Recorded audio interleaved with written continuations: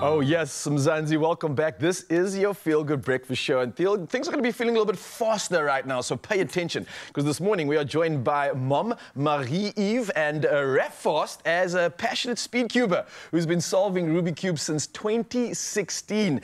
Now, with a newfound dedication to speed cubing, he has achieved remarkable times and aims to become a delegate for the sport. Now, Raph has started a YouTube channel. It goes by the name of @Fattest Cubes. So to share his journey and hopes to attend the Worlds in 2025. So let's give them a big feel good welcome. Yes, yes. So, yes, to confirm it is Fastest Cubes, because this man is super fast. He's amazing. Raph, fast, what's up?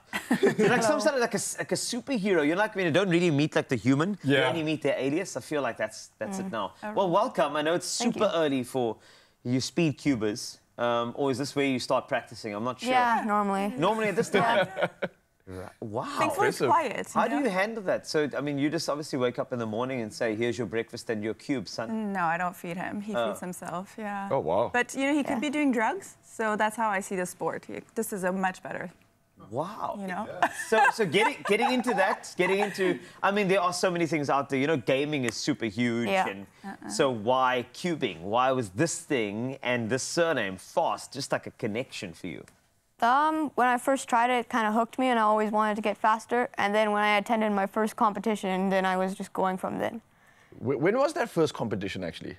It was 2022, like about April-ish of 2022. And was it a decent result, or was it more of like a, oh, I'm frustrated, I want to get better at this? Yeah, it was more of an I'm frustrated, I want to get better at this. I had a few good times, but not really that many good times. Okay, all right. And the work that you have to actually put into this, is it daily? Is it a constant? Is it daily. Whenever you have free time, do you find yourself playing around with it? Pretty much. Yes. Yeah.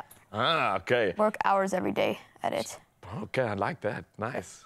This is a beautiful thing to do, must say, but you, Mom, I know that, you know, it's something that you have to support. When your kid shows a passion, you have to support. So I just want to know, how are you on a Rubik's Cube? I can solve the one by one. One by one is very good, yeah. Yeah, it's very common. It's very complicated as well. It's so complicated. Yes, I have very fast time on it. Okay. I more support him. I'm the biggest fan. I support him.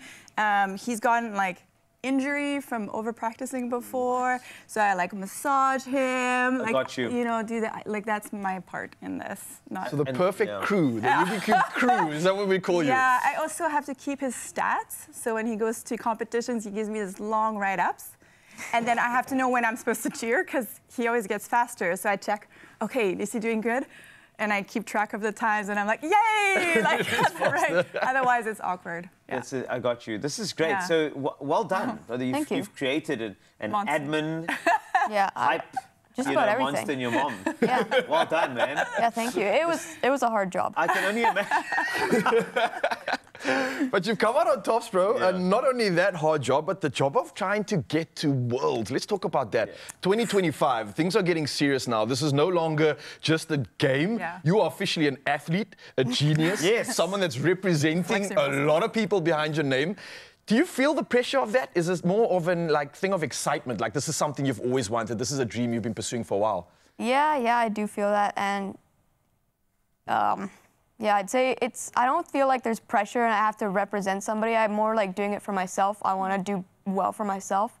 Like, I don't always care if somebody beats me. As long as I did well for like what I know I can do, then I'm happy. Because there's always going to be somebody faster than you. That's true, but just try to be better than yourself in the previous day. Be better than yourself from the last competition. Nice, that's a good mantra, man. You're going places, That is very good, because I find that, well, you know, when you pick up something, especially as a young person, you can get very, very hard on yourself. Yeah. And I think it's so important to not lose the joy, no matter how hard you're working. And do you feel that? Do you feel that's important about cubing as well? Yeah, I definitely do it for the joy and not always the results. Yeah, it's great meeting people at competitions, and it's just, I find it rewarding to solve it each time. That's so important, because I can only imagine, I've seen so many people pick up something, then they're so hard on themselves because they want to be the best, but I think they lose the joy. Yeah. You have to make sure that even if you make mistakes, it's all part of the journey, which is so wonderful. And That's the power. It is the power. What's more powerful to me is, I mean, I had a first-hand chance to see you actually in the zone, right? Dude, it was so impressive because, firstly, like, you have these headphones on, I think, right? No, they're earmuffs. Earmuffs? Yeah. What's the reason for that? To allow myself to concentrate, I block out all the sound. Okay, so that makes sense to me because that's the moment I saw. You have this, like, hyper-focus. Yeah. Is anything even, like, existing in your world other than that cube when you're in the zone? Nuh-uh. What are you thinking about even? Is there like a process or is there a strategy to it? No, I'm just trying to block everything out. Just only focus on that.